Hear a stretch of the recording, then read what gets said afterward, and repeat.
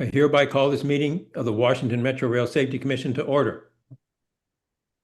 This meeting is being recorded as well as streamed live for the public. Ms. Silbaugh, do we have a quorum today? Yes, Chair, we do have a quorum. Participating in the meeting today are yourself as Chair, Vice Chair Lobby, and Commissioners Bob, Conklin, and Higgins. We are anticipating Commissioner Robinson to join shortly, and she will be a voting member today. Thank you, Ms. Silbaugh. Now we will turn to our safety message from Mr. Braxton. Mr. Braxton, the floor is yours.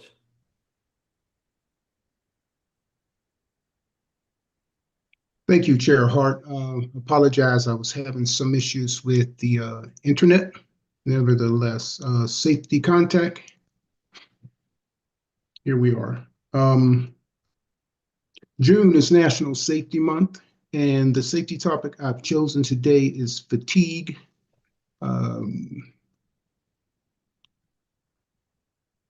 Excuse me.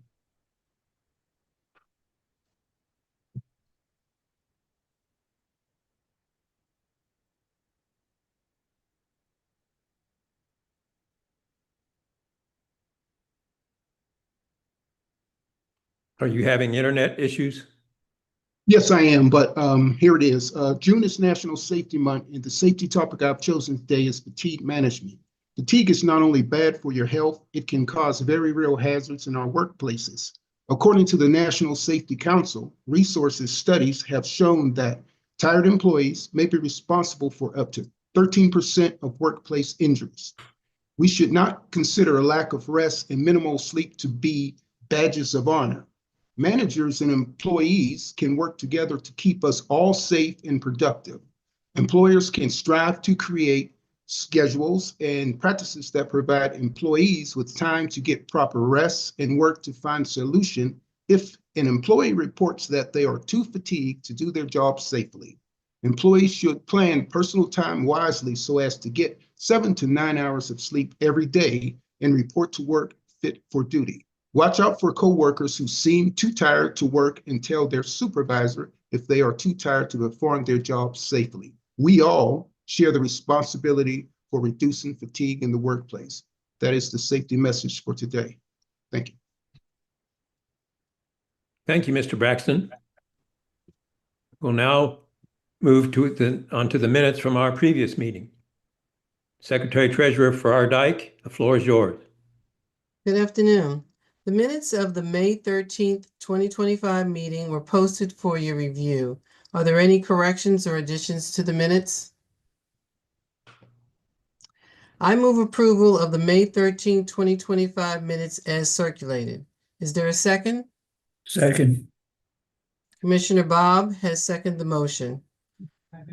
All those in favor, please raise your hand and say yay. Yay. Yay. Any opposed, please raise your hand and say nay. Thank you. Chair, the vote is 5 yeas, 0 nays. Therefore, the motion to approve the minutes as presented passes.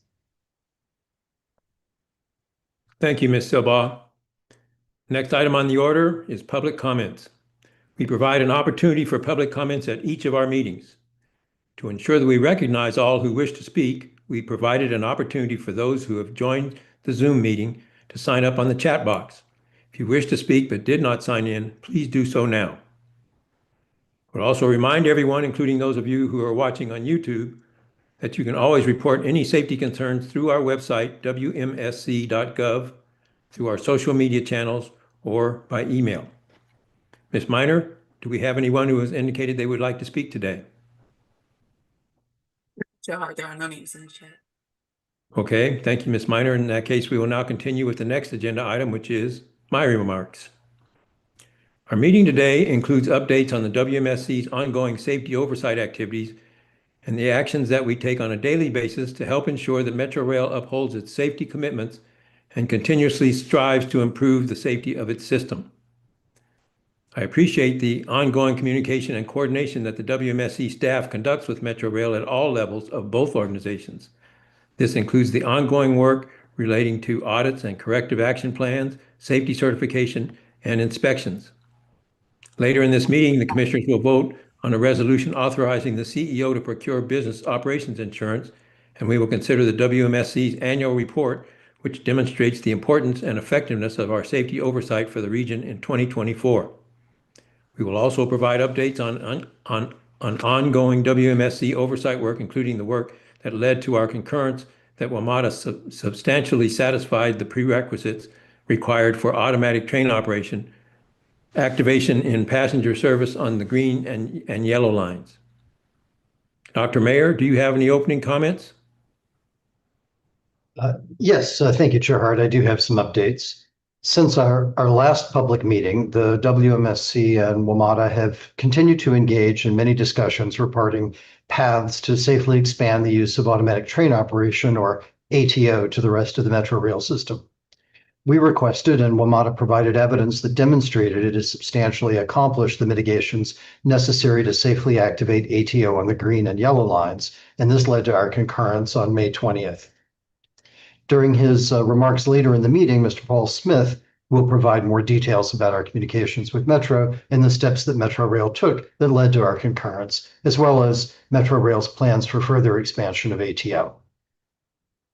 The WMSC team and Metro Rail are currently implementing our distinct responsibilities to meet the requirements in the September 2024 WMSC order on Metro Rail's Roadway Worker Protection, or RWP program, and the Federal Transit Administration's Rail Transit Roadway Worker Protection regulation.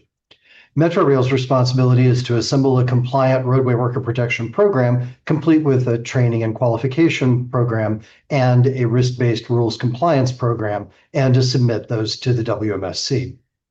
The WMSC's responsibility is to review it for compliance with our RWP order, as well as the FTA's requirements, and to provide approval of the program. To discuss each of our efforts, Metro Rail held a roadway worker protection program workshop with the WMSC on June the 2nd. In April, and I should say I do appreciate all of the work that Metro did to not just host that meeting, but more importantly, to prepare for it.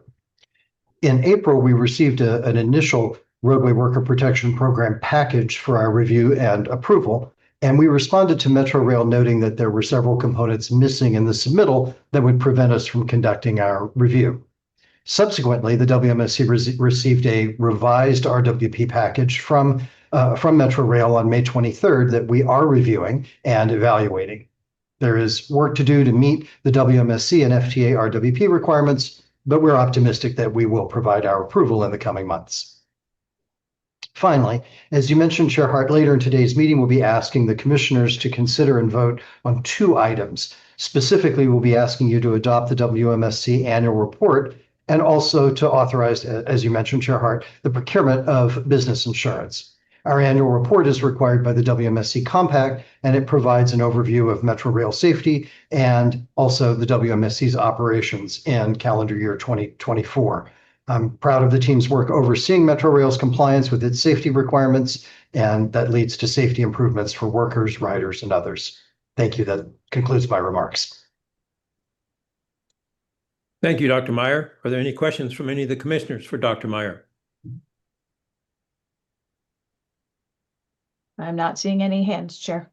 Thank you, Ms. Silva. Well, seeing none, we will now move on to our next item, which is audits, with an update from Mr. O'Donnell. Mr. O'Donnell? Thank you, Chair Hart. The WMSC is completing our second triennial cycle of safety audits while starting into our third triennial cycle. Each of these audits we conduct are aimed at examining Metro Rail's compliance with its Public Transportation Agency Safety Plan and associated safety commitments and requirements that are in place to maintain the necessary level of safety. There are several WMSC triennial audits at varying stages of completion. The Control Center and Rail Operations Audit and the Elevators and Escalators Program draft reports are currently in the review stage. A draft of each of these reports will be sent to Metro Rail for review, and then Metro Rail will have 30 days to provide comments. Once comments are received back, they will be carefully considered prior to issuance of the final report. The third audit we are currently working to complete is the audit of Metro Rail's communication systems. The WMSC held an exit conference with Metro Rail on June 5th. Preliminary findings and recommendations were presented to Metro Rail. Metro Rail has until this Friday, June 13th, to provide additional information for consideration. The last audit to discuss is the upcoming audit of Metrorail's track and structures. This is the first audit of the WMSC's third triennial cycle. Our notification of this audit and our initial document requests were sent to Metrorail on April 30th, and the documents were subsequently received on May 30th. We will begin on-site observations and interviews next week. That completes this presentation. Thank you, Mr. O'Donnell. Are there any questions from any of the commissioners for Mr. O'Donnell? Again, see no hands, Chair. Thank you. Seeing none, we will now take up the next agenda item, which is corrective action plans. Mr. O'Donnell, the floor is yours again. All right. Thank you, Chair Hart. Metrorail currently has 78 open corrective action plans. The WMSC oversees these open corrective action plans in several ways. Each open cap has discrete actions that have to be completed on a schedule, which means a defined start and end date for each discrete action to be finished, all of which the WMSC has to approve before it is considered an active open cap. The final correction occurs when all of these actions are completed. For instance, for a corrective action plan that identified Metrorail as training personnel on an outdated training materials, the discrete actions would be Metrorail updating training materials. Metrorail will update the governing procedure to review the update of the training materials, and then seek acknowledgments from all responsible Metrorail personnel that they understand the revised process for maintaining currency of these training materials. There may also be submittals showing that the training has been provided to relevant personnel. As deliverables tied to each of these actions are completed within the specified schedule, Metrorail submits these to the WMSC. WMSC staff assigned to overseeing each cap review these deliverables as they arrive and raise any inconsistencies in the process or information for Metrorail to resolve. That means the WMSC staff are constantly situationally aware of the stage of each cap that they are responsible for. For instance, since the last public meeting, Metrorail has submitted 24 routine deliverables associated with open corrective action plans for WMSC review. Some of these include the submission of the remaining bridge load ratings for all WMATA-owned bridges per cap C0072, a schedule for reassessing hotspots throughout the system per cap C0284, an updated roadway job safety briefing form that now includes a field in which users note whether hotspots were identified in a particular work area, along with the chain markers for that hotspot per cap C0281, and a new procedure for car maintenance that better defines the duties and responsibilities for supervisors, including specific items to verify during periodic inspection audits as required by cap C0270. The most recent audit for which Metrorail is required to submit proposed caps was the Emergency Management and Fire Life Safety Audit. There were 5 findings for which Metrorail was required to propose corrective actions. Out of the 5, the WMSC has approved 2 for implementation. There are 3 other caps that remain in development, awaiting the WMSC's review and approval. Metrorail submitted the latest revision of these 3 remaining draft caps for review on May 29th. I will now turn to another set of milestones. Since our last public meeting, 5 WMSC caps have been closed. Each cap that is closed is a fully implemented safety correction or improvement. The caps that have closed are C0167, C170, C0221, C0238, and C0250. I will now walk through each of these caps. All right. Starting with cap C0167, this addressed a finding from our 2022 audit of emergency management and fire life safety programs. The finding stated that Metrorail has not clearly defined and communicated the authority and duties of its fire marshal and any other prevention roles or positions, and does not have effective continuity plans in the event the fire marshal is unavailable. To address this, Metrorail conducted an external assessment that resulted in reorganization of the Office of Emergency Preparedness and realignment of fire life safety related duties. Metrorail also developed a new fire life safety inspections procedure to better define responsibilities for inspection, maintenance of assets. It also resulted in updates to the Office of the Fire Marshal, including a fire marshal specific procedure, an updated job description for the fire marshal, and includes continuity of operations plans in the event the fire marshal is unavailable. All right, moving on to the second cap closed, C0170, addressed an additional finding from the same audit, the 2022 Audit of Emergency Management and Fire Life Safety Programs, which found that Metrorail does not routinely conduct hazard assessments to evaluate and prioritize fire and life safety and emergency management issues. Further, Metrorail has not established a fire and life safety and emergency management hazard identification, tracking, and open item resolution process for prioritizing and implementing safety improvements. To address this, Metrorail implemented several process updates that include updates to its safety inspection procedure, creation of a responsibility matrix to better define and assign maintenance and inspection of fire life safety assets, and created a new dashboard for tracking of fire life safety inspection assets, inspections, and issues identified. The third cap closed is C0221, which addressed a finding from the 2022 audit of Metrorail's communication systems. The finding stated that Metrorail lacks the safety assurance and safety promotion activities required to ensure that only current and calibrated radios are in use as required by Metrorail's instructions and procedure, creating a risk that this safety equipment will not properly function when needed.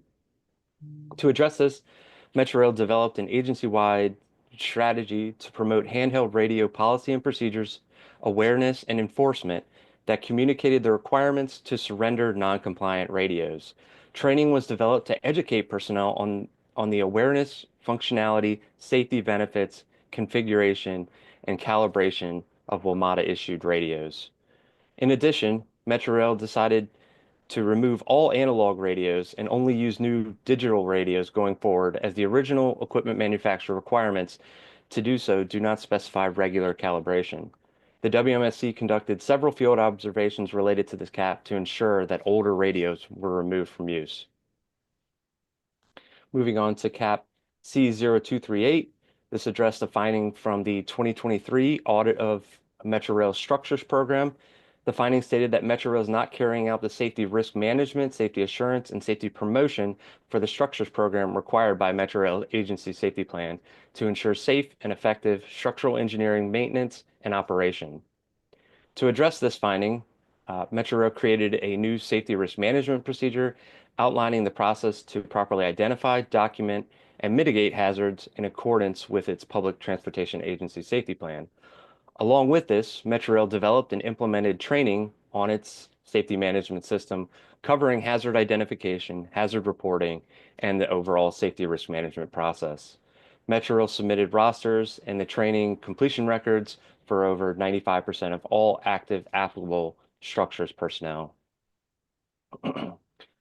Moving on to the last cap is C0250, which addressed a recommendation from the WMSC's 2023 roadway maintenance machines audit. This recommendation stated that Metrorail has an opportunity to improve safety through effective interdepartmental coordination to fully utilize safety data, technology, and contracts. To address this finding, Metrorail established the Rail Safety Oversight Coordination meeting as a forum to engage rail infrastructure and operations on potential safety concerns.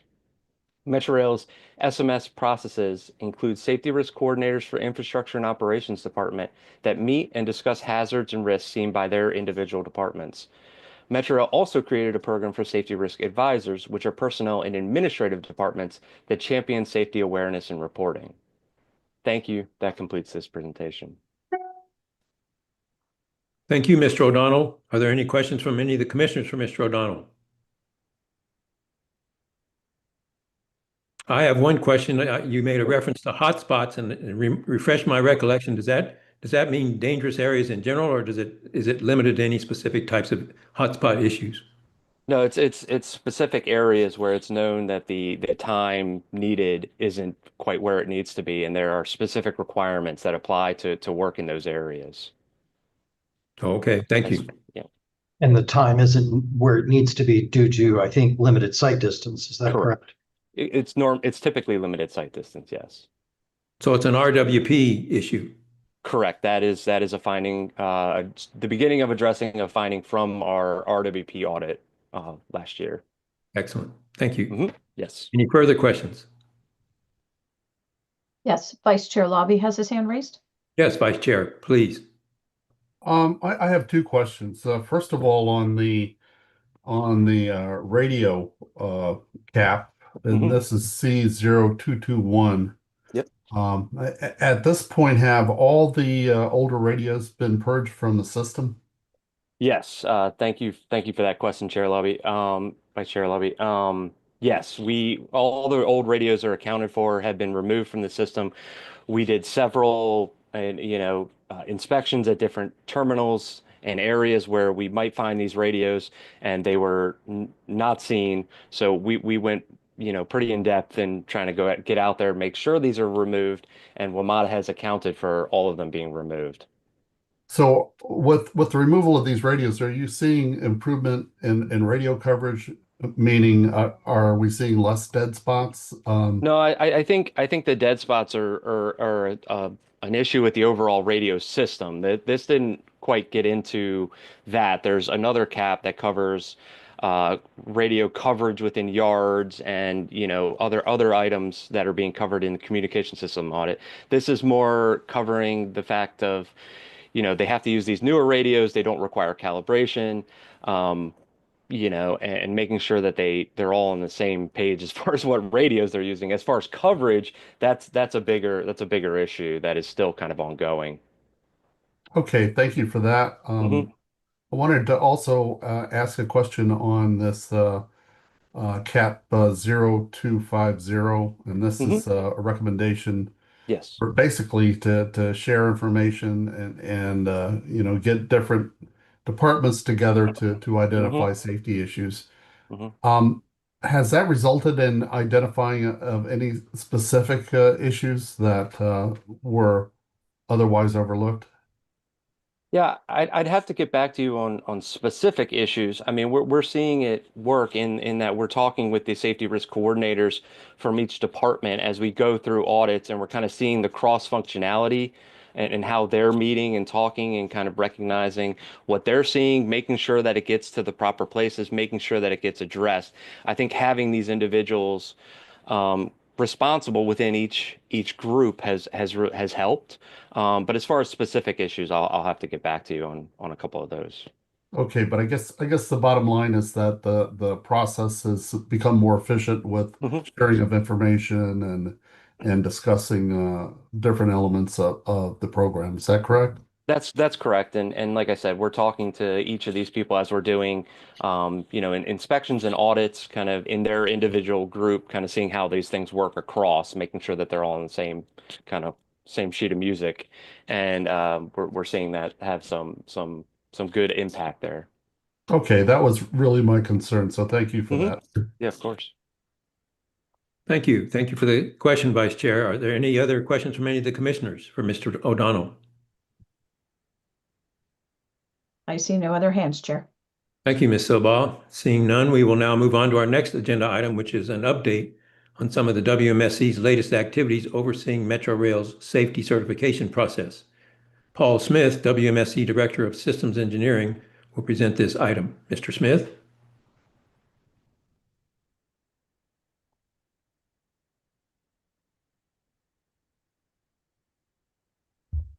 Thank you, Chair Hart.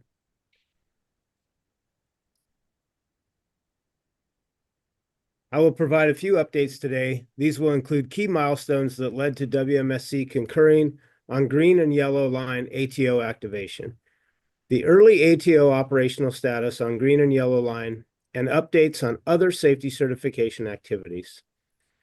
First, I'll discuss key milestones that led to the WMSC concurring that Metro Rail could expand ATO to the green and yellow lines.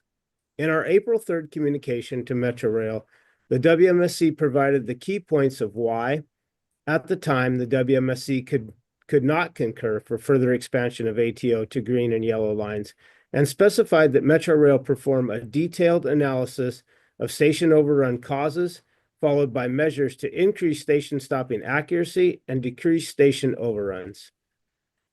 The WMSC required WMATA to address station overruns because Metro Rail has been unable to determine if the overruns are an isolated or a systemic problem.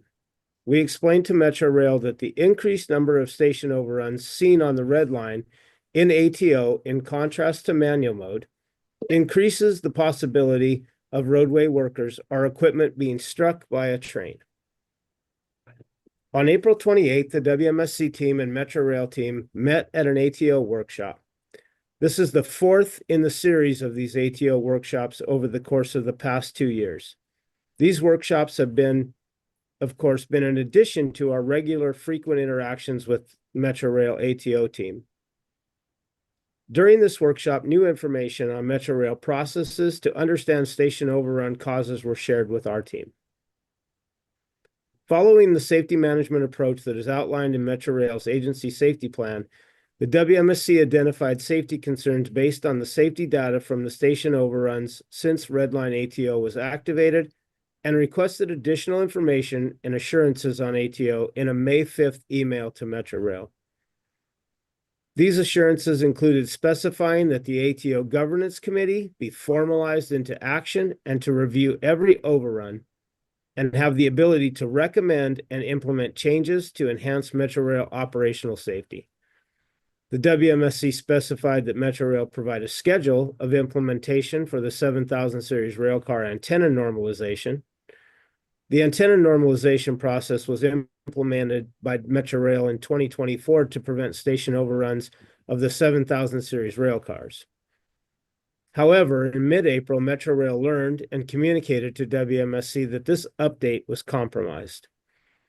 As a result, the WMSC asked for a schedule of when the corrective steps will be completed and asked for additional roadway worker protection until such corrective steps were in place for 7000 series railcars. The WMSC also specified that Metro Rail conduct rules compliance checks on rail vehicle operators, roadway workers, and rail traffic control personnel. The WMSC placed particular emphasis on compliance monitoring related to advanced mobile flaggers, watchman lookouts, and roadway workers in charge.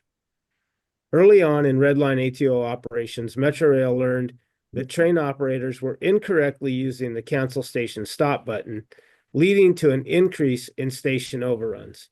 Therefore, the WMSC also specified that Metro Rail provide an implementation schedule for the disabling of the cancel station stop button on all rail cars.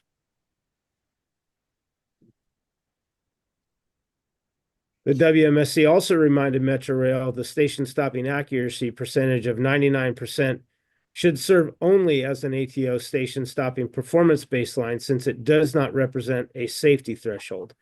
Finally, the WMSC specified that prior to final concurrence for the entire system, Metro Rail is required to produce a detailed technical report on station overrun event analysis. On May 13th, Metro Rail provided responses to these specifications and included additional information that it had learned since the ATO workshop, such as that key parts of software changes in the normalization procedure for the 7000 series cars was not perishable. This led to the WMSC no longer calling for additional redundant roadway worker protection. Metro Rail provided documentation formalizing the ATO Governance Committee that would be conducting the detailed analysis of station overruns on each of the lines with ATO throughout the rollout of ATO. The Metro Rail response included schedules for completing the work on the remaining steps in the normalization procedure, as well as completing the disabling of the cancel station stop button on the remaining fleet of cars. Finally, Metro Rail provided the processes that will be used to conduct rules compliance checks. The WMSC reviewed these responses and found that WMATA had substantially complied with the safety certification requirements. This led to the WMSC's concurrence for activating ATO on green and yellow lines on May 20th. The concurrence letter included notice of follow-up oversight and Metro Rail reporting obligations as ATO continues in use. This follow-up information provides the necessary safety information for the WMSC to evaluate further expansion of use on ATO on blue, orange, and silver lines. This brings me to the operational safety data trends that have been evident since ATO activation on green and yellow lines. Unlike on red line, where we saw 40 station overruns in the first 10 days, on green and yellow line ATO operations, there have been 25 station overruns. Some of the lessons learned during the activation of ATO and passenger service on the red line have been applied to the activation of ATO on green and yellow lines, and this seems to have had a positive impact.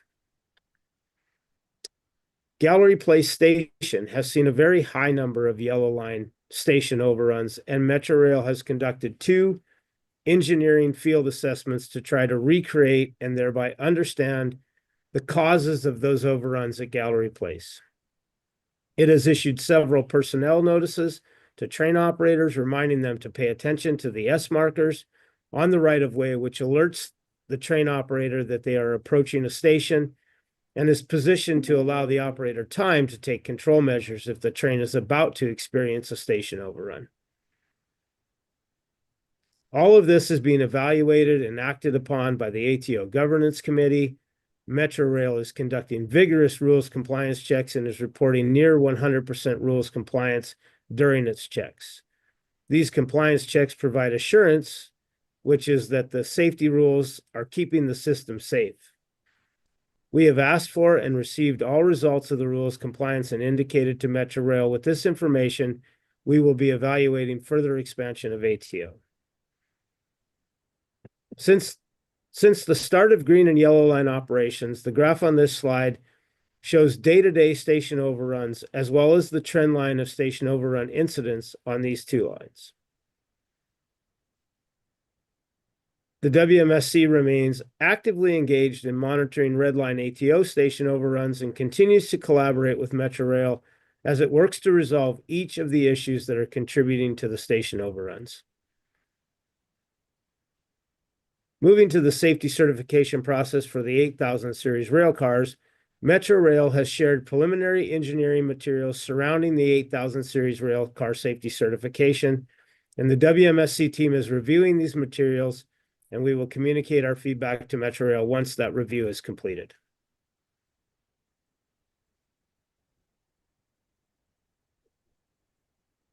That ends this presentation, Chair Hart. Thank you, Mr. Smith. Are there any questions from any of the commissioners for Mr. Smith? If we have several hands, we'll start with the vice chair. I thought we might. Thank you, Ms. Silva. Oh, thank you.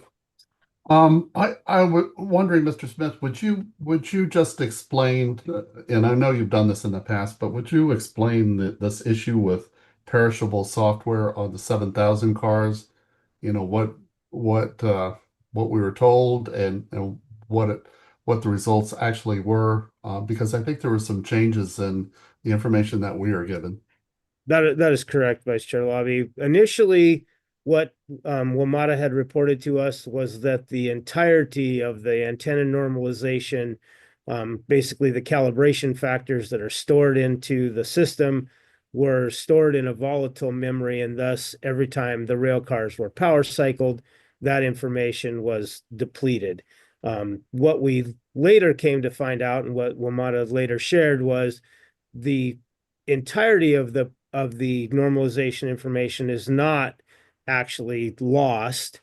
The only portion is the noise floor values are stored in a volatile memory, and that's what will need to be updated. So the kind of delta between the two is what we thought was everything as part of the normalization was no longer being kept on board the trains. Only a small portion of that is actually lost when the rail cars are power cycled. So when you talk about normalization or calibration, is this a function that basically helps the operation of 7000 cars to be more accurate as far as stopping at a station? Is this what we're talking about? Yes, this fine tunes the system that detects the marker coils, which the marker coils are what the train uses to update its position in relation to a station stopping point. So we basically, the system has the ability to learn, you know, as it goes along, to basically, you know, fine tune, you know, brake rates or other things that it needs to do to have successful stops. It's getting positional updates. The train is receiving positional updates from the marker coils as it's traveling down the right of way. And I guess originally we were told that all of this information was in perishable memory, meaning whenever you shut you shut the train down, it loses all that information and basically has to relearn it when you start another run. Is that That's correct? correct. That's correct, Vice Chair Lobby. Okay, and then subsequent to that, we were told that it didn't affect all the information, but just some of it. Can you tell us basically the importance of the information that is in volatile memory? Yeah, the noise floor values are what is stored in the volatile memory. And so those noise floor values are flushed every time that the car is power cycled. So basically the noise floor is kind of equatable to like a squelch function where you're trying to silence out ambient noises and things that may interfere with the system actually picking up the right frequencies that it's supposed to be looking for. So once we see that get completely moved into a non-volatile memory, we might see a slight improvement to the system, but not an arching. Well, I understand that we had some stations that had and the term noise issues where we're having lots and lots of station overruns. This function that we're talking about, would this help prevent some of those station overruns in these areas where we have high noise? What station was that? Do you remember? Judiciary Square. Yes, yes. And we do think, and WMATA does believe this may have some impact on the station overruns at Judiciary Square. I will say, as of late, the Judiciary Square overruns on Red Line have largely been mitigated for no real apparent reason that we can identify or WMATA can identify at this point either. Well, I guess this is the real challenge with the ATO system. The ATO system's been used for many years successfully, but it's always been a challenge trying to understand why it does certain things. And certainly in our role, when we do have station overruns, we're looking for logical explanations of why that's happening, especially in a station like Judiciary Square, where the information that was given to WMSC was there was some type of interference, some electronic or EMI interference that was causing these station overruns, and now suddenly it disappears. This is challenging for all of us to try to understand why on Monday certain things are happening and then they're not happening on Tuesday. I mean, isn't that one of the challenges of your position, Mr. Smith? Absolutely. Like you indicated, we would all like solid data and things that we can point to as to why these things are occurring, and when they are not there, it's tough for folks like myself to understand kind of what is going on with the system. But I will say that this ATO system, as you well know, Vice Chair Lobby, is 60s technology being reactivated in 2025 or 2024 in the case of Red Line. So it is very much antiquated technology and is not an elegant solution to stopping trains at a position that is in any way accurate. And certainly with the addition of additional train series like the 7,000 cars, the 7,000 cars were brought on board or certified on Metro at a time when ATO was not used at all. Is that correct? That is correct. They were built though with the same basic specifications as the other series of cars to be compliant with the ATO system. And yet some of the features are I don't know what the software level is on the 6,000 or before, but certainly some of the features of the ATO are being housed in areas of the software where we do lose some information every time we shut the train down. That is correct. So there is some differences. This is only an issue with 7,000 cars, right? That is correct. And the antenna normalization process and procedure is only applicable to the 7,000 series cars. The other series of cars don't have that type of maintenance practice that's being performed on them. So I think it's very good that you are asking questions about these different incidents that we have that basically show that there is some variation in both in the car fleets and also, you know, in just occurrences that happen different days of the week or in different areas. I think we really need to continue to try to understand this.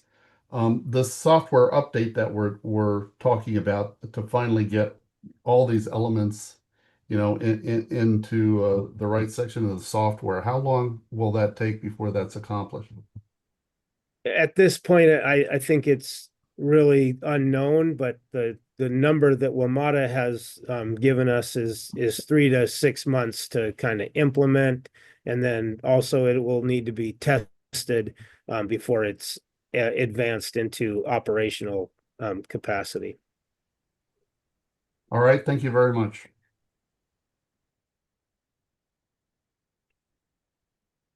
You're welcome, All right, Chair. trying to get to my right Bobby. buttons, Chair. Commissioner Conklin, it has his hand raised as well. Yeah, Mr. Smith, I think I gathered from the charts that the experience of station overruns on green and yellow was lower on activation than you saw on red when we activated on red. Did I read that right? I don't have them in front of me anymore. That is correct, Commissioner Conklin. So I can only conclude from that some of the lessons learned then on the station stop cancel button and other issues helped us get off to a better start on green and yellow. We believe that to be the case, that they were definitely applicable here on the green and yellow lines, that the things that they had done on the red line helped to tamp these numbers down in the initial run up and activation of ATO on green and yellow. But that seems really positive to me and evidence of the value of the work you did in helping getting the red line activated. I had another question. I assume we haven't seen any surprising outcomes with green and yellow, no new red signal overruns or other serious safety issues since this was activated? No safety related incidents due to station overruns on green and yellow at this time. Okay, so that's good. So that bodes well for the performance of the system in terms of those critical safety events. And the station overruns obviously have some concerning elements to them, but no signal violations or anything else that would say we've got a systemic issue that you've seen so far, at least with now 3 lines in operation. That is correct, Commissioner Conklin. Okay, that was all for me. Thank you. Thank you, Commissioner Conklin. Are there any questions from any of the other commissioners for Mr. Smith? I see no other hands raised, Chair. Okay, thank you, Mr. Smith, and thank you for the commissioners for their active engagement.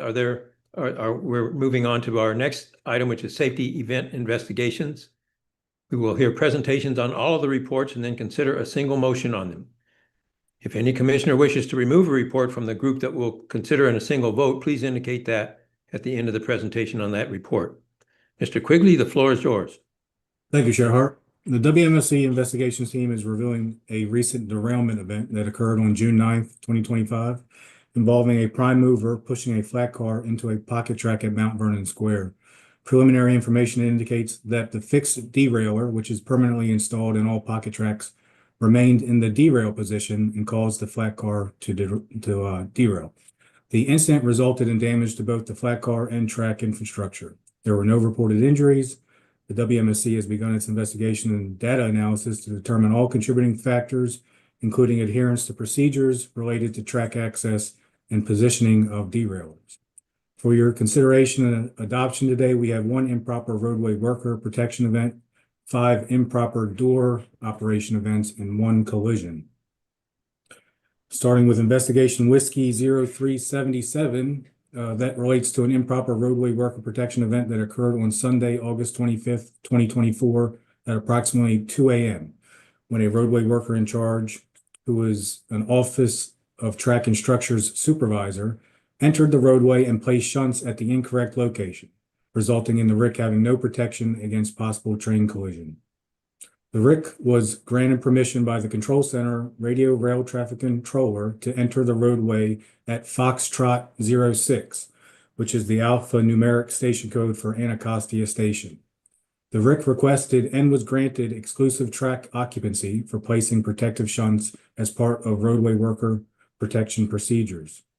Earlier that night at approximately 11:53 p.m. on August 24th, the RIC incorrectly reported their location to the RTC, the Rail Traffic Controller, as Foxtrot 06, F06, when their location was at Foxtrot 08, F08, Southern Avenue Station.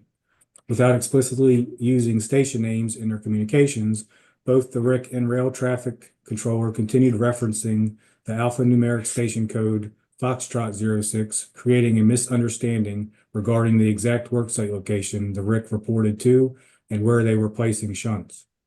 Upon being granted roadway entry, the RIC placed shunts at Southern Avenue Station rather than Anacostia Station.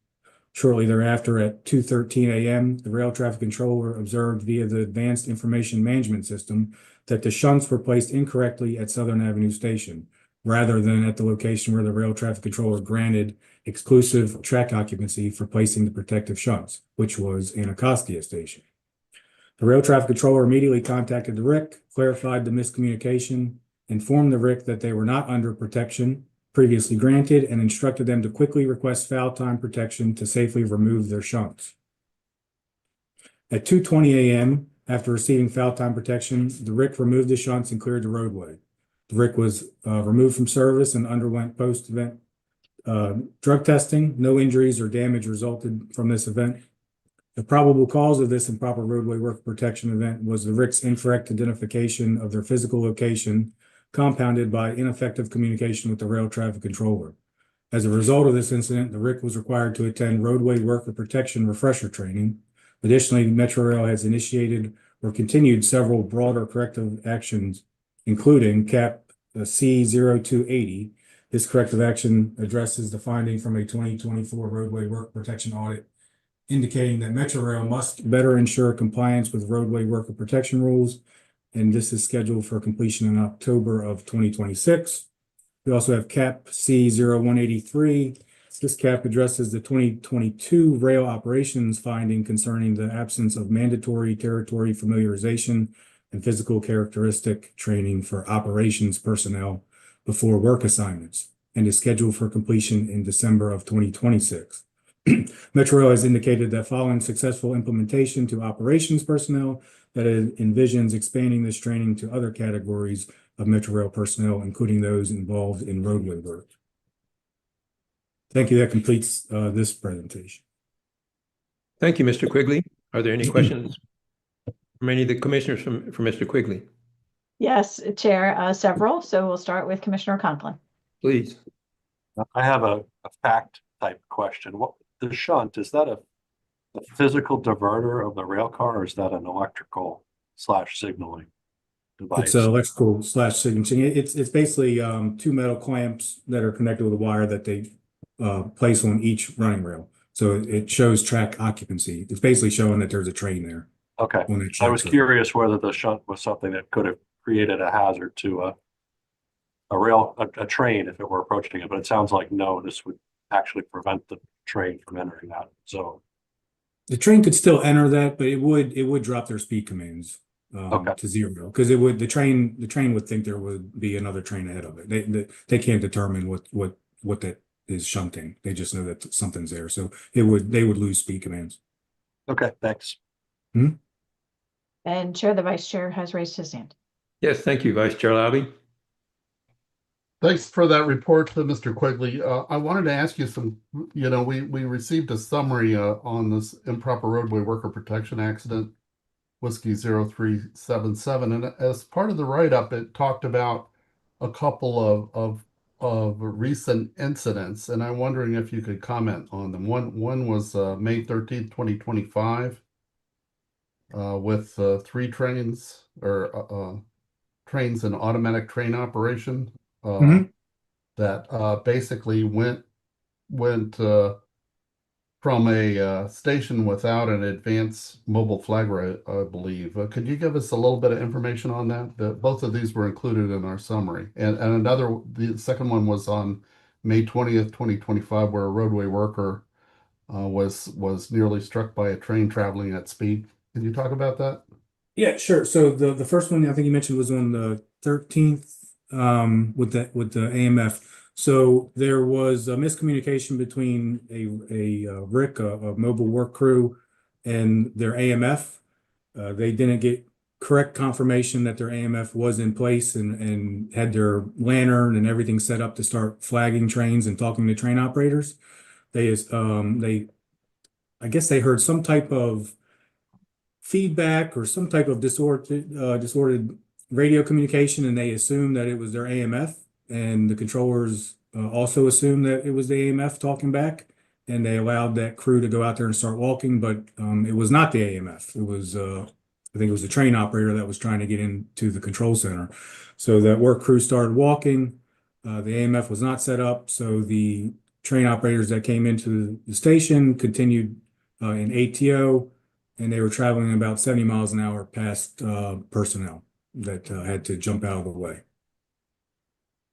And with an advanced mobile flagger, would they go out of ATO before they entered that section of the? Yes. The AMF would read a script to them, telling them that there was personnel walking ahead. To remove their train from ATO, they would be in manual, and then basically what operating speed to operate at, and to sound your horn when you see them, and wait for a confirmation that the personnel see them as well. Okay, and this says it's an area where the train would can travel up to 75 miles per hour. Is that correct? Yeah, I think two trains passed at about 70 miles an hour, and I think the last train that actually reported seeing personnel and not talking to an AMF, they were able to dump the train or hit ATO stop and get it out of ATO. I think they were somewhere in the 60s, still pretty fast. Yeah. The second incident, May 20th, 2025, a roadway worker entered the roadway without protection and was nearly struck by a train traveling at speed. Do you have any details on that, or is this too early? No. I believe we've interviewed those individuals. So that individual claimed to drop their flashlight. They were inspecting track on, I believe it was on track 2, late at night in the middle of the night, and they had dropped their flashlight on track 1 somehow, and without, which was a live active track. They didn't have foul time on track 1; they only had foul time on track 2, and they took it upon themselves to jump over to track 1 to retrieve their flashlight, and there was a oncoming train. So luckily, after we watched the cab footage from that train, the operator was very alert and attentive and noticed something going on, and hit the ATO stop button and sounded the horn and contacted Central.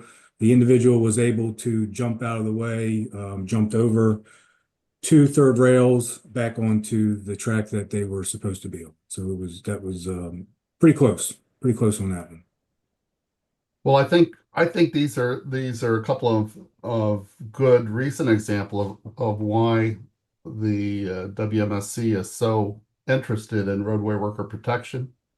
I also note that the summary that we have on this accident points out that between 2005 and 2010, 8 Metro Rail employees were struck and killed by rail vehicles. So, this is really important stuff.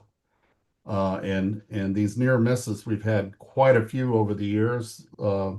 Thank God we haven't killed anybody recently, but these are really high hazard incidents, and hopefully this type of issue is discussed with the group that is basically reviewing all the roadway worker protection issues and moving forward on the new FTA requirements and WMSC requirements to have a much better roadway worker protection program in place.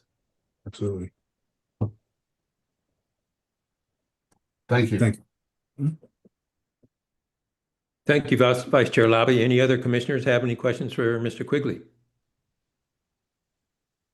I see no other hands, Chair. Okay, thank you. Ms. Key Rose, I believe the next reports are yours. Thank you, Chair Hart. In 2024, there were 25 improper door operation safety events reported by Metro Rail to the WMSC.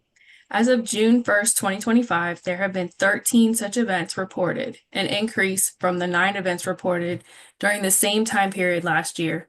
Direct causes of improper door operations can include human factors such as pressing a button to open the doors on the wrong side of the train or mechanical defects. The causes and contributing factors to the 5 safety events to be described today include a lack of standardized territory familiarization and physical characteristics training, loss of situational awareness, and noncompliance with written operational rules and procedures, and obstructed line of sight. Investigation Whiskey 0378 relates to an improper door operation at Glenmont Station. On Thursday, May 9th, 2024, at approximately 4 p.m., a train operator operating Red Line Train 108 entered Glenmont Station on track 2. The train was not in revenue service at this time. After stopping at the 8-car marker on the station platform, the train operator mistakenly pressed the right side open doors push button, unintentionally opening the train doors on the non-platform side. The train doors remained open for about 3 minutes before a rail supervisor who was on the platform at Glenmont Station observed the incorrect door operation and instructed the train operator to close the doors. The rail supervisor reported the event to the Glenmont terminal supervisor and then to the control center radio rail traffic controller. The rail supervisor performed a ground walk-around inspection, confirming there were no individuals present on the roadway. The train operator was removed from service and transported for post-event toxicology testing. The train was taken out of service and returned to Glenmont Yard for further inspection, which confirmed that no mechanical defects contributed to the incident and indicated the train operator manually activated the incorrect door control push button. During the investigative interview, the train operator explained they had mistakenly believed they pressed the train berth button and were unaware of their error until notified by the rail supervisor. Metro Rail operating procedures specify that train operators, when operating in manual mode, must depress the train berth push button to allow the train to automatically open its doors properly upon station arrival. The probable cause of this incident was a train operator's lack of situational awareness, resulting in unintentionally activating the door open push button on the non-platform side instead of the required train berth push button. As a result of this safety event, the train operator was temporarily disqualified pending retraining and requalification to prevent future reoccurrence. Metro Rail also reinforced training protocols emphasizing the critical importance of situational awareness during manual operations. And I can pause in between each individual improper doors, Chair Hart. Yes, please. Any Chair, questions from the Vice Commissioner? Chair. Yeah, sorry. Vice Chair Lobby has his hand raised. Excellent. Please, Vice Chair Lobby. Thank you. I just want to understand how this train berth push button is used. Is even if we're an automatic train when we're in automatic train operation, is the operator required to push this button when the train stops at the platform, or what's it for? No, it's just when they're in manual mode. And if they're operating in manual mode, but the doors are on auto open, manual close. So the train berth button, when you're in manual, it will activate the automatic door operation. So they manually bring the train to a stop at the platform, and then they have to press this button to allow the doors to automatically open. Correct. And what reasons would there be for the doors not automatically opening after he pushes this button? Well, there has been a lot of failures of automatic door operations failures where the doors won't open when they push the train berth button. Paul, I saw you come. I don't know if you had any further explanation.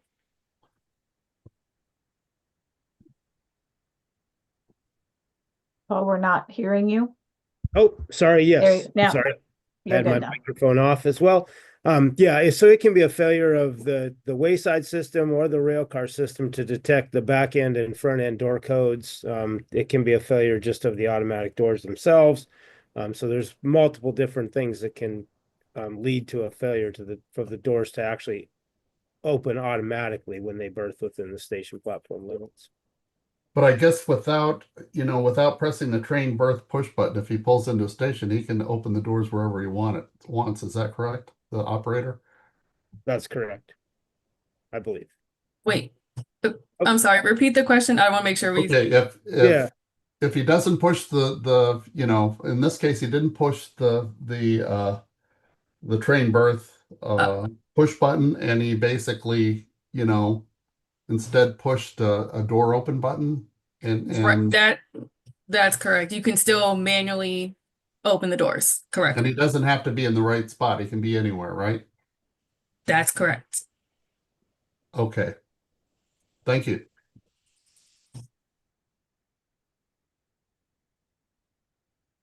Any Chair, I further see. questions for Ms. Key Rose?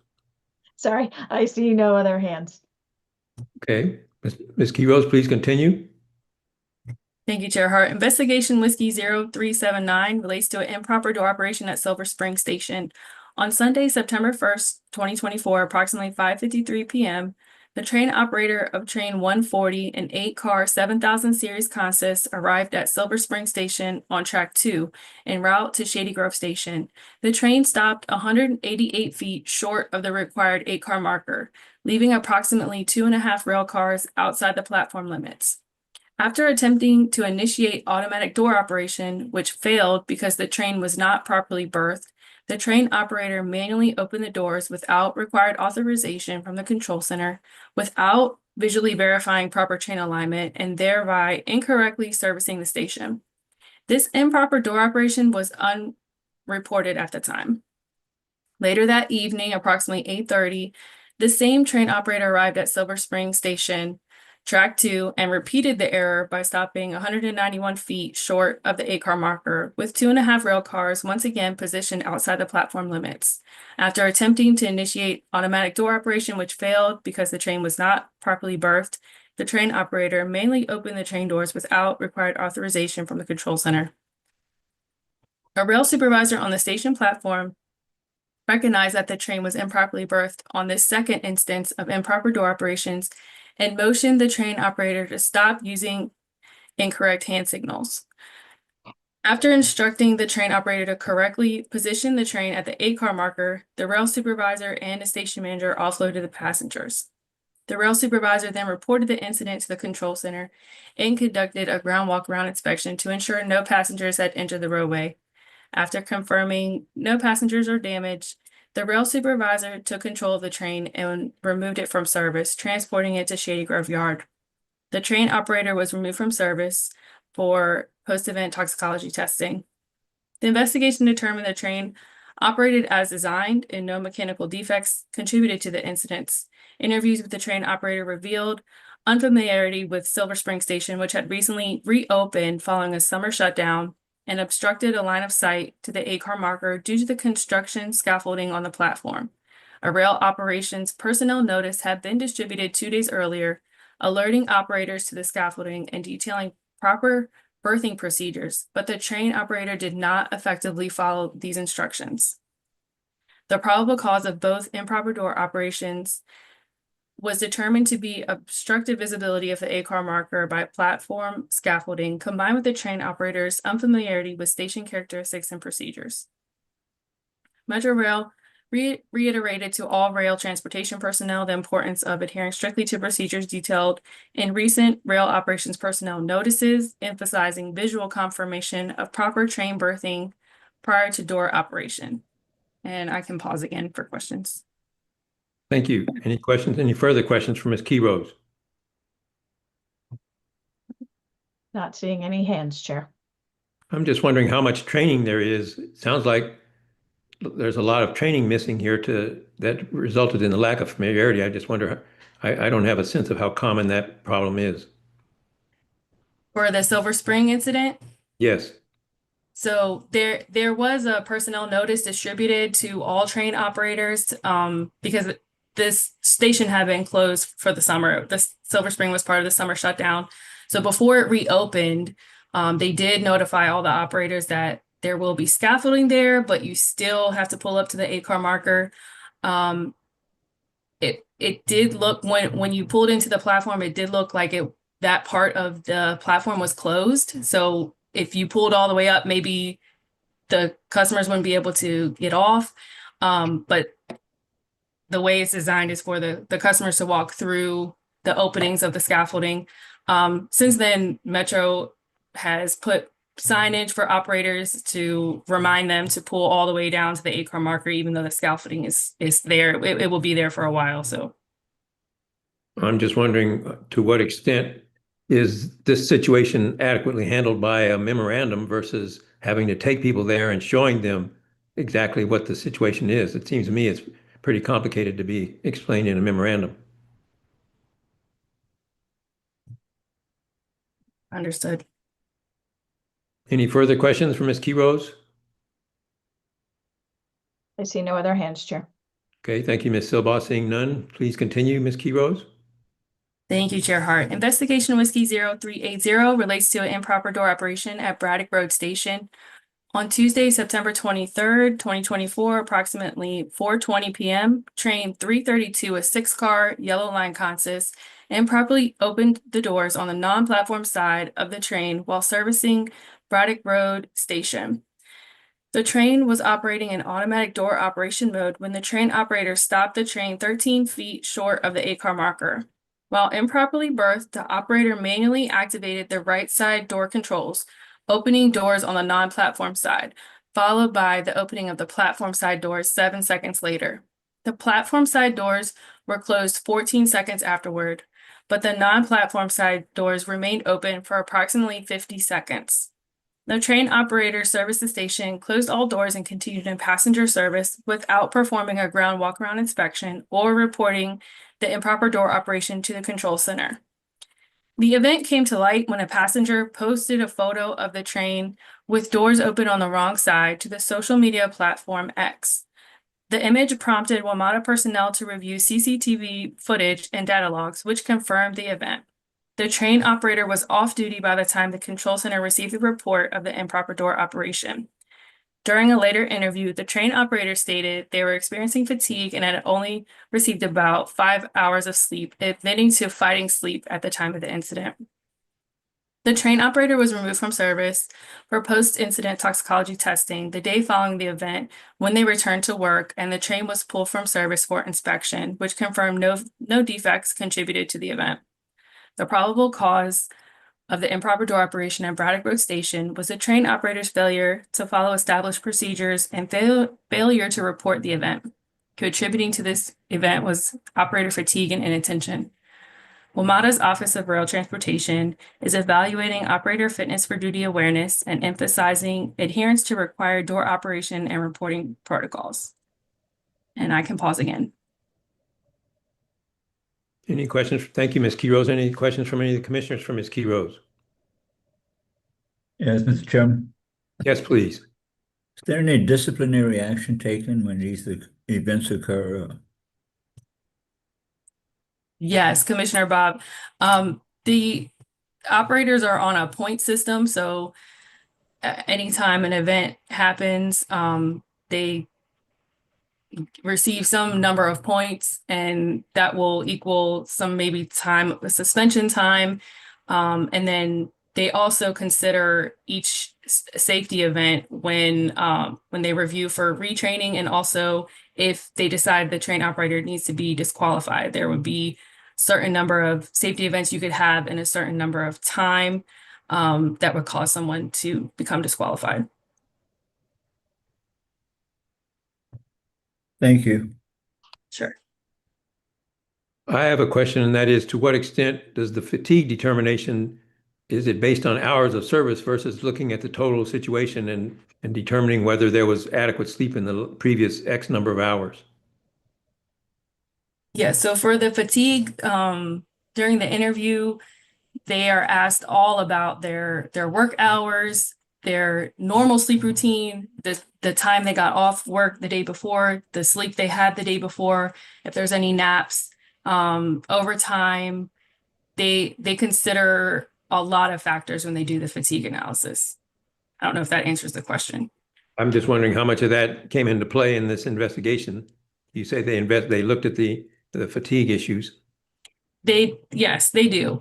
The policy though for the actual operators, hours of service is just, it doesn't consider consecutive days. I forget the number. I don't know if Adam or someone else, I think they have to have at least, it was 8 to 10 hours off, if that makes sense, between shifts. Okay, thank you. Are there any further questions for Ms. Key Rose before she moves on? I see no other hands, Chair. All right, thank you, Ms. Sabah. Ms. Key Rose, please continue. Thank you, Chair Hart. Investigation Whiskey 0381 relates to improper door operation at Innovation Center Station. On Monday, September 23rd, 2024, at approximately 11:14 a.m., train 612 and 8-car Silver Line consist entered Innovation Center Station on track 2. This was the train operator's first day operating a train alone following completion of certification and on-the-job training. The train came to a stop 2 feet short of the 8-car marker. After pressing the train berth push button, the operator observed that the train doors did not open automatically.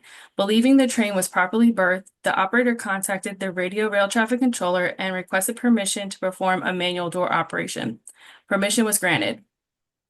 At 11:15 a.m., the operator mistakenly pressed the right side door open push button, opening doors on the non-platform side of the train. Approximately 10 seconds later, the operator recognized the mistake, closed the doors on the non-platform side, and then properly opened the doors on the platform side. Roughly 5 minutes after the event, while the train was still at the platform, the operator reported the improper door operation to the radio rail traffic controller. The controller instructed the operator to conduct a ground walk around to ensure no individuals had entered the roadway. A rail supervisor was dispatched to the station, took over operation of the train, and removed the operator from service for post-event toxicology testing. The train was transported to Dulles Yard for inspection, which confirmed no mechanical issues contributed to the event. The probable cause of this incident was the train operator's loss of situational awareness, resulting in the improper activation of the non-platform side doors. As a corrective action, the operator received retraining and review in accordance with Metro Rail policy regarding safety critical events. And I can pause for any questions on that one. Thank you. Any questions from any of the commissioners for Ms. Key Rose? Yes, Vice Chair Lobby's raised his hand. Yes, please, Vice Chair Lowry. Thank you very much. This is an interesting accident. I don't understand, or incident. I don't understand exactly what happened here, but our report says that he stopped 2 feet short of the 8-car marker. What's the tolerance on stopping the train next to the 8-car marker? So in the rail car specs, it does say 3.5 feet. So Is that plus or minus 3.5 feet? that's correct. That's correct. Plus or Okay, minus so- 3.5 feet. So if he's 2 feet short of the 8-car marker, he's within that tolerance, correct? That's correct. It was more of just an auto door failure in this event. Okay, because even our report here says that the operator incorrectly stated to radio rail traffic controller that the train was properly berthed when it was properly berthed, correct? Correct. So I'm looking at all these improper door operations and based on what you provided at the beginning, we're basically not improving over 2024. We're headed in the wrong direction.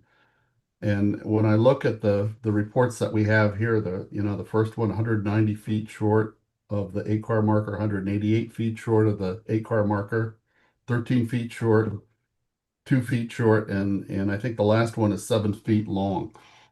So why is it such a problem to stop at the 8-car marker? That's a great question. I mean, the Silver Spring kind of was its own separate type of. Yeah, that's So I'll give right. I'll give you that, but you know what? how are they supposed to stop the 8-car marker? Is it supposed to be just ahead of them or just behind them, or is it supposed to appear through the window or what? How do they know? Ms. Kira, Got it. to my Yeah. knowledge, you're not a train operator in your past, so maybe we might need to phone a friend and ask maybe Mr. Walker to help us out here. Adam, I saw came off as well. So if he I'm wanted sorry, I to didn't notice explain that. better. I mean, is the question, how do they, or where do they, Well, like, you is know, there a sign they there seem at to the have 8-car marker? a heck of a time trying to stop at an 8-car marker. And to me, that's not rocket science. And I'll just give you a short story. You know, last time I was in Japan, I was in the cab of a Shinkansen, you know, high-speed rail modern train.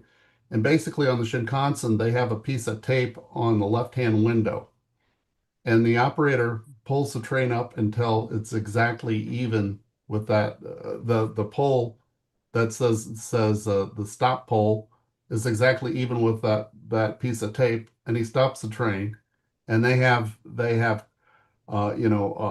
curtain gates all along the platform, so you have to have very accurate stopping. They stop there, the curtain doors open, everybody gets on the train, everybody gets off the train, and they go on. But here, we seem to have a lot of trouble stopping the train at the right spot. And everybody's been on a metro train where the train stops and he's got to go ahead a foot or half a foot or whatever. Why is it such a problem to stop at the eight-car marker? I'm not sure. I mean, there, as you mentioned gates and things, there is a gate at the end of the platform, you know, where the 8-car marker starts and where that platform stops. There is a gate that they should be lining their cab window up. And if Bruce is on, he would tell you that's what they're taught and instructed to do, that they take it to the 8-car marker and they line their cab window with the gate at the end of the platform. So to answer your question, I don't know why it's so hard for a lot of these operators to just stop at the 8-car marker. Well, all of these resulted from a problem with the 8-car marker. So you know, it just bothered me, and I wanted to ask that question. But Right. it seems that there should be a way to be able to stop the train accurately, at the right spot so that the doors can be opened automatically. Because when they're not, when something goes wrong, I think we talked earlier about how when something goes wrong, the operators get a little nervous, and Mhm. that's when these accidents happen or these incidents happen in this case. But Absolutely. I'm really puzzled by why it's so hard to stop in the right place. Thank Mr. you. Bobby, as you were talking about platform gates, you're referring to platform screen doors, correct? Yeah, they're screen doors. They're half height, but they have to the train has to stop at the right spot so that the doors on the platform, the gates on the platform are aligned with the doors on the train. But the Japanese solution for this is to put a piece of tape on the window and slowly come up to the stop point, and when the tape is aligned with the pole, that's where you need to be. And with a 3 foot, plus or minus 3 feet, that seems like a lot of tolerance on this, and I can't understand why this is an issue. And why I raised the question is Mr. Quigley was referring to the platform end gates that has the 8-car marker displayed on it, just so that everybody who's listening to the discussion is following what we were referring to when we said end gates or platform gates. So when the train stops, is the control cab actually in the tunnel? Is that where they're supposed to be, or are they supposed to be just short of that 8-car marker? Because you're right, it is if there's a tunnel exactly at the there, gate. yeah. I mean, if there's a tunnel there, they're right at the beginning of the portal, like right there where the tunnel starts. That's where Uh-huh. the end gate starts. Uh-huh. But it seems to me that they should be able to stop close to the right spot and Mr. okay. Walker, do you have anything you'd want to add? Thank you, Dr. Meyer. So Vice Chair Lobby, they are and you are correct that they should be stopping at the 8-car marker. But what I will say is Metro makes a lot of stops. So most of them are stopping at the 8-car marker. There are some visual cues for the train operators when they come in. So there's one in between the rails with a number 20. So the train should be operating at under 20 miles an hour when it hits a certain point on the station, in which case they should have the train under control. That is the last opportunity for them to gain control of the train. It's just probably lack of situational awareness. They know they're trained how to stop, but they just have an error. And as you stated, there is a plus or minus 3 feet, which is quite a tolerance that's there. So I can't account for that. I just will say that most operators do stop correctly.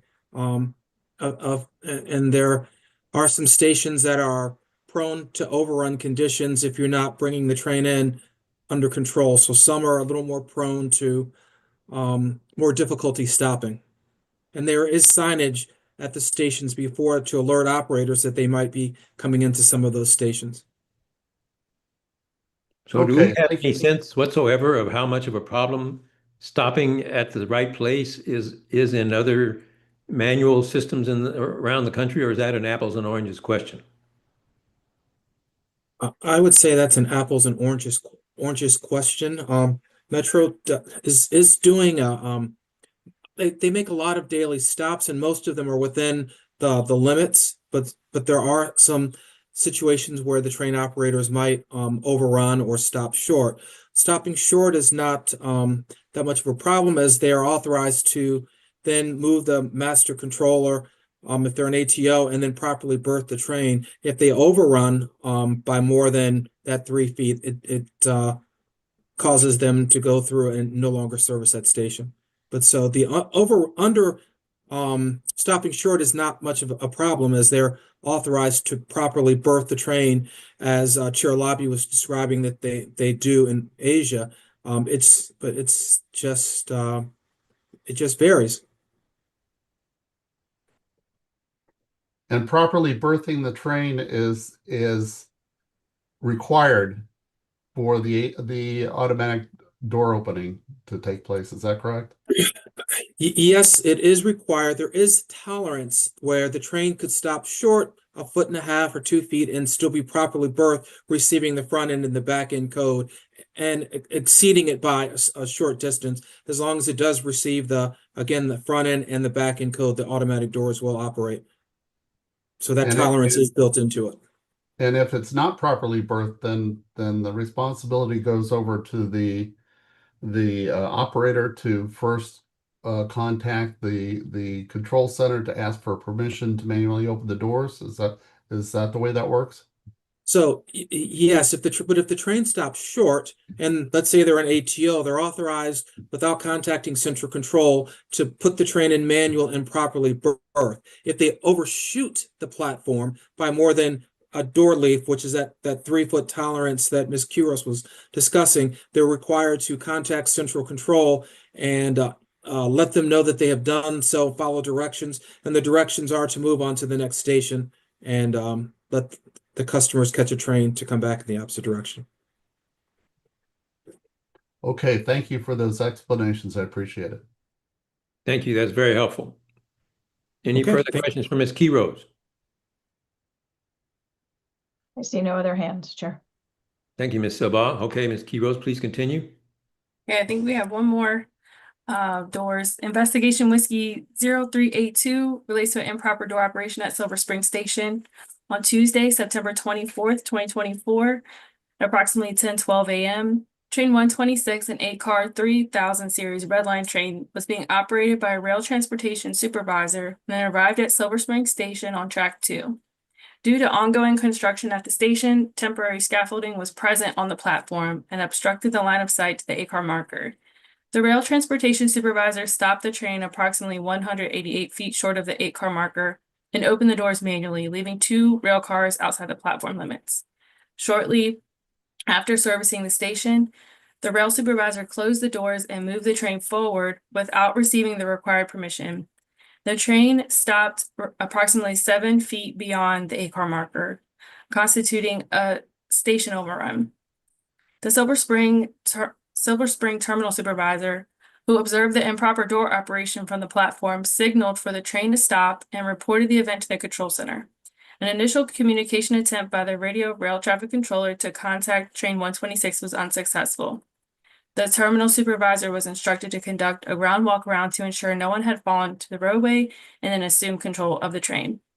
The original operator was removed from service and sent for post-incident toxicology testing. Train 126 was removed from service and sent for inspection. No mechanical issues were found that contributed to the event, and no injuries or damage were reported. The probable cause of the improper door operation and subsequent station overrun at Silver Spring Station was the rail transportation supervisor's misjudgment in stopping the train short of the platform marker and operating the doors without proper authorization or verification procedures. A contributing factor was a temporary construction scaffolding which obstructed the eight-car marker that led to the train being improperly positioned. Thank you. That completes this presentation. Thank you, Ms. Key Rose. Any questions from any of the commissioners for Ms. Key Rose? Excuse me. I'm having a very difficult time understanding how you could miss by 188 feet. That's 2/3 of a football field. I mean, something is wrong with this picture. Yeah, absolutely. This was the same type of incident that we described earlier with Silver Spring, and that scaffolding, it prevented them from seeing the eight-car marker, and they didn't realize that that you could pull all the way forward.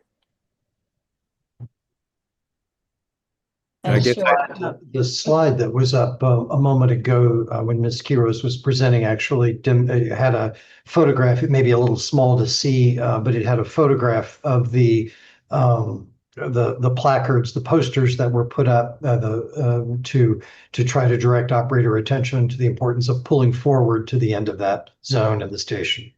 That was the mitigation that seems to have been helpful in this case. And Chair, Secretary Treasurer Farrar Dyke has her hand raised. Yes, please, Secretary Treasurer Farrar Dyke. I just wanted to make a comment that this was a real supervisor who was operating the train. So that's kind of concerning. You didn't say operator, you said a supervisor. That's right.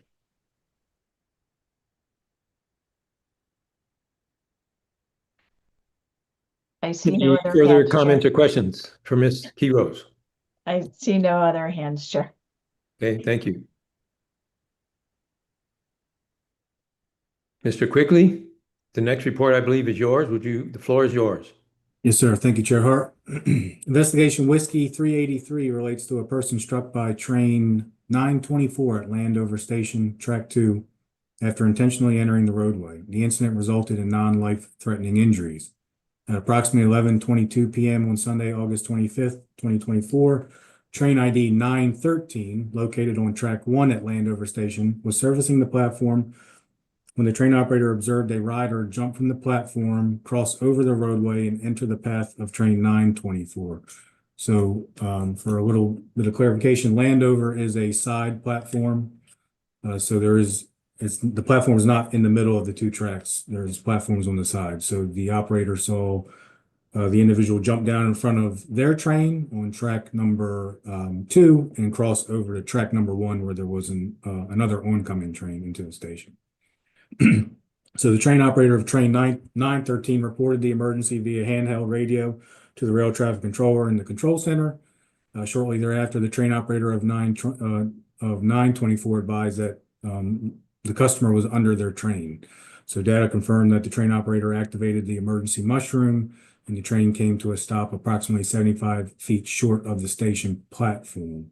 None of train 924's consist was berthed on the platform, and third rail power was de-energized at 11:24. The train operator informed customers of the emergency and performed a ground walk-around inspection. The Metropolitan Transit Police Department, PG County Fire Department, and WMATA personnel were notified and dispatched to the scene. Fire department personnel arrived at 11:35 p.m. and the customer was removed from the roadway and transported to an area hospital a little after midnight, 12:07 a.m. There was one rider on train 924 at the time of the incident who was safely escorted off the train by WMATA personnel. No damage to the train was reported. Again, the probable cause of this accident was the intentional action of the customer who trespassed on the Metro Rail right away and was struck by the Metro Rail train. The rail vehicle operator of train 924 was removed from service in accordance to Metro's standard post-accident testing policy. The train was also removed from service for inspection as part of the rail vehicle event investigation policy. That completes the presentation. Any questions on this one? It was a bang bang kind of situation where the train 913 contacted the control center, and by the time the control center reached out to the 924, the oncoming train, it was too late. So it was not enough time to kind of mitigate this from happening. Thank Chair, you, the Mr. Vice Chair Quigley. has his hand raised. Sorry. Yes, Vice Chair Labby, please.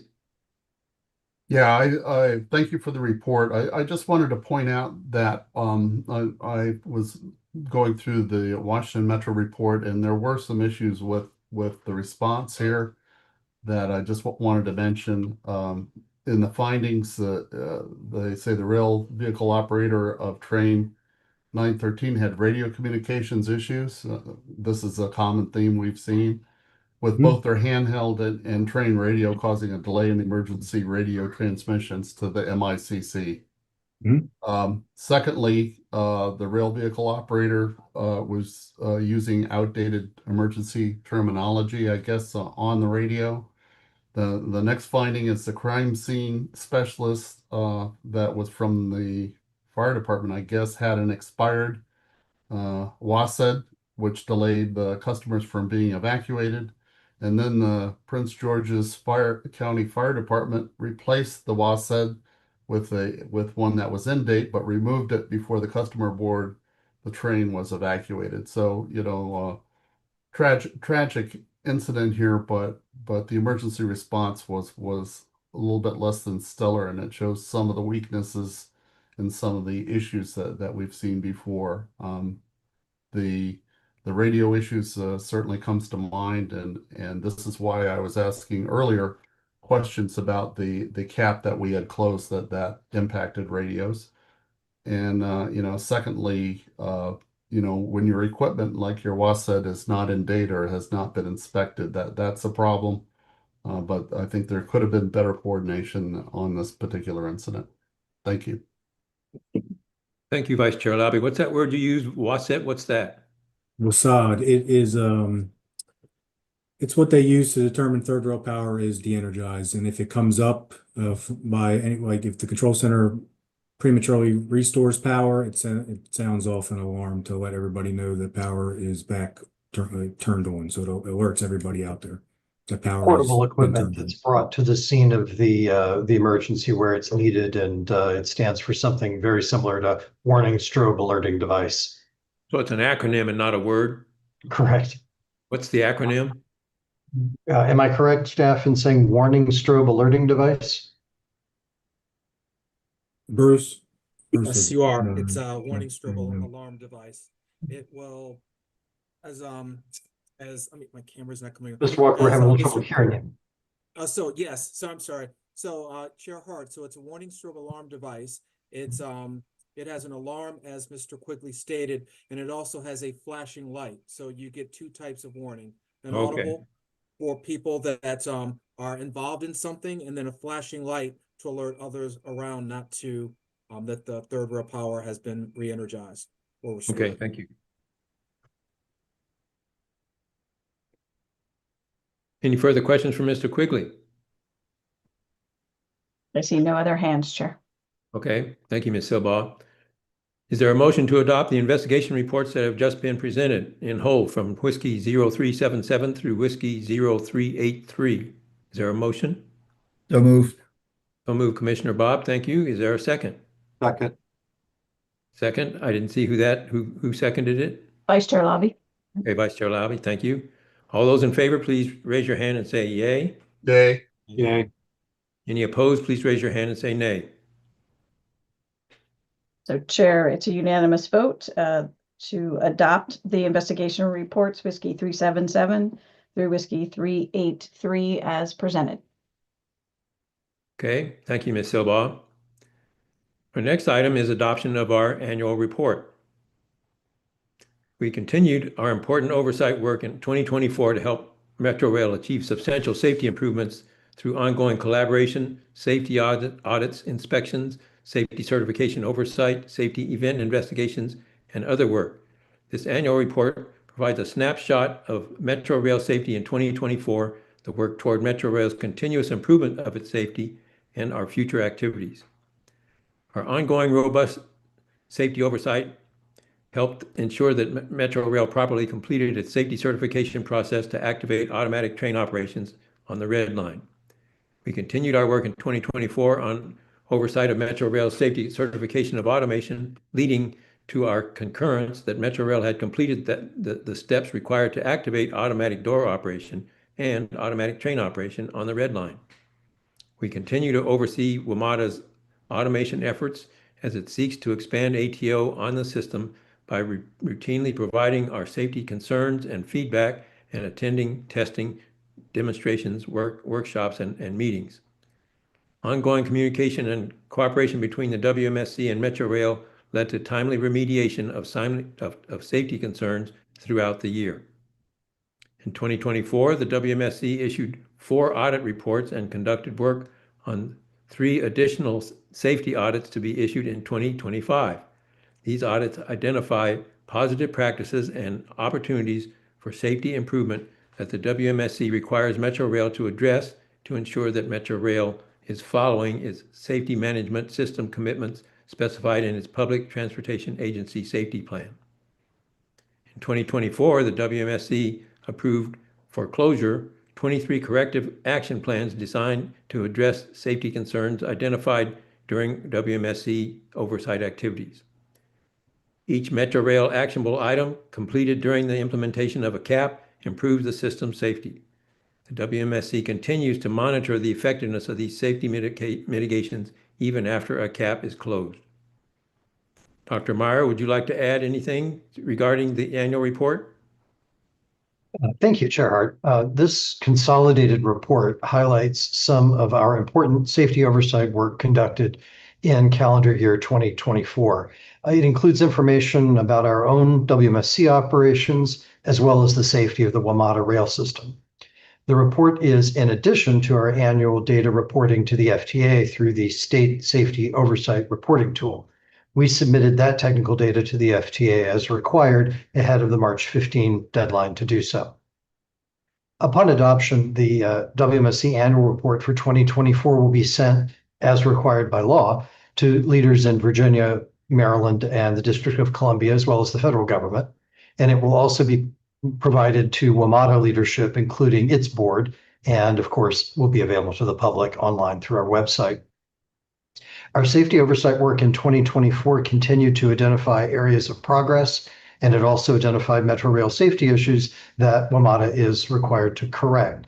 This is leading to meaningful safety benefits for riders, workers, and others. Our work in 2024 included overseeing Metro Rail's activation of ATO on the Red Line and its work toward system-wide expansion. Effective safety audits of areas including roadway worker protection, revenue vehicles, power systems, and automatic train control and signals, and starting to work on audits including emergency management and fire life safety, control center and rail operations, as well as elevators and escalators. Our work also included regular inspections and inspections conducted under the new risk-based inspections program, guiding Metro Rail to use systems engineering principles and practices for implementation of projects, and frequent and regular communication with personnel at all levels of the Metro Rail organization to ensure that hazards are properly identified and mitigated. We appreciate the financial support of Virginia, Maryland, and the District of Columbia, as well as the FTA. And I'm very proud of our performance against budget and our ongoing clean financial audits. I'm proud of our team's hard work and our continuing commitment to safety. That concludes my remarks. Thank you, Dr. Meyer. Are there any questions from any of the commissioners for Dr. Meyer? Commissioner Conklin has raised his hand. Yes, Commissioner Conklin, please. A lot of questions so much, and I appreciate the report. It appears to be well formatted, well presented. I just wanted to note the reference to the subpoena action on page 20. I'm hopeful that the next report will demonstrate a cooperative resolution of those issues, and that we'll find common ground with Metro Rail on understanding that we need to do that audit work and that it can proceed. I mean, I supported use of the subpoena when it came before the commission as a vote, but I do see that as a notable and important low light contained in the report, and I think it's appropriate that it's documented in the annual report. And like I mentioned, I'm hopeful that the next annual report will say that we've been able to move past that and complete that important work and find common ground with Metro Rail on those issues. So I just wanted to make a point of that. Certainly share in that. I share in that as well. Thank you. Any other comments, questions from any of the commissioners regarding the annual report? I see no other hands, Chair. Thank you, Ms. Silbaugh. Seeing none, is there a motion to approve and publish the annual report on WMSC operations and the safety of the WMATA rail system in 2024? Is there a motion? I'll make a motion to approve. Motion, Secretary Treasurer, thank you. Is there a second? Second. Commissioner Bob seconded. Yep. Second, Commissioner Bob, thank you. There's a motion and a second. All those in favor, please raise your hand and say yay. Yay. Yay. Any opposed, please raise your hand and say nay. So Chair, again, the vote is unanimous. So the motion passes to adopt the annual report, and we will finalize it and make sure that it is distributed as directed under the compact. Thank you, Ms. Silbaugh.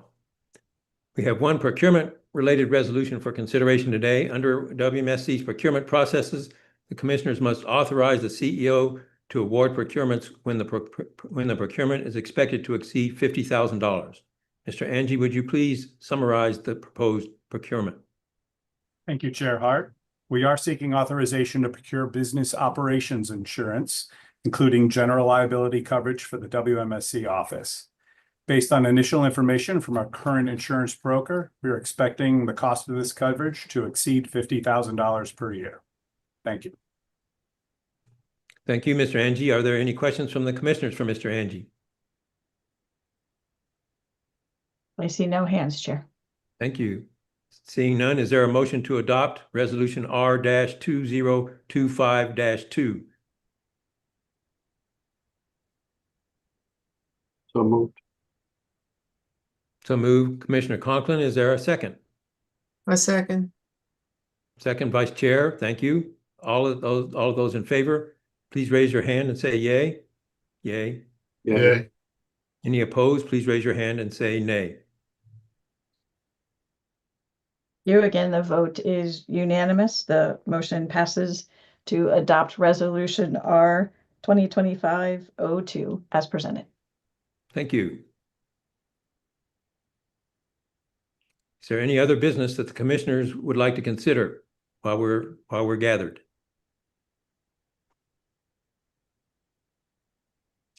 Hearing none, the commissioners do have some further issues to address in a closed meeting.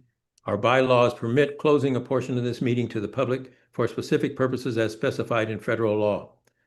Today, this is business that relates to internal personnel matters as 5 U.S.C. 552B(f) requires. I request that council certify that the meeting may be closed to the public and to state the applicable exemption provision of the Sunshine Act.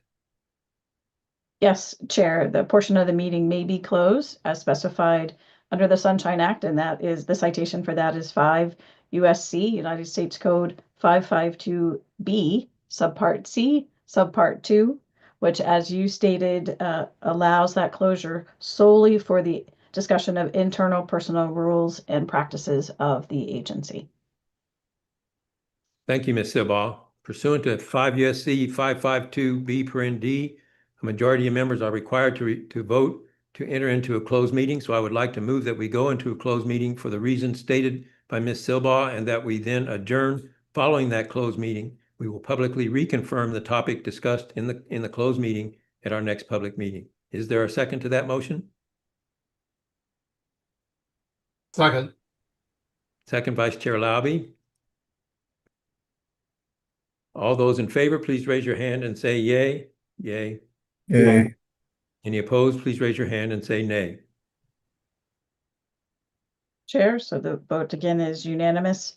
So the motion passes that the commissioners will exit from this joint meeting to then reconvene for the closed session. Thank you. Thank you. Commissioners, please leave this meeting and join the closed meeting. Do we have the link for the closed meeting? You should. I can resend as we close out of this link. Okay, I'm not aware that I've seen it, so please do that. Members of the public, we appreciate you joining us today and look forward to seeing you next time. As a reminder, you can always report any safety concerns through our website, wmsc.gov, through our social media channels, or by email. Before we leave, I would like to thank Dr. Meyer and his staff, as well as the many Metro Rail employees with whom they collaborate on a daily basis, for all of their hard work to continuously improve the safety of Metro Rail. It's always a team effort. It takes a lot of action on both sides, and they have been very active along with our staff to make things happen. I would also like to thank Dr. Meyer and his staff for their presentations in this meeting, and I would like to thank the commissioners for being so engaged in the process in general and in this meeting in particular. Finally, I would like to thank the members of the public who attended this meeting. We will hold our next public meeting on August 5th, 2025, and we look forward to seeing you then. Hearing no further business, this public meeting is hereby adjourned.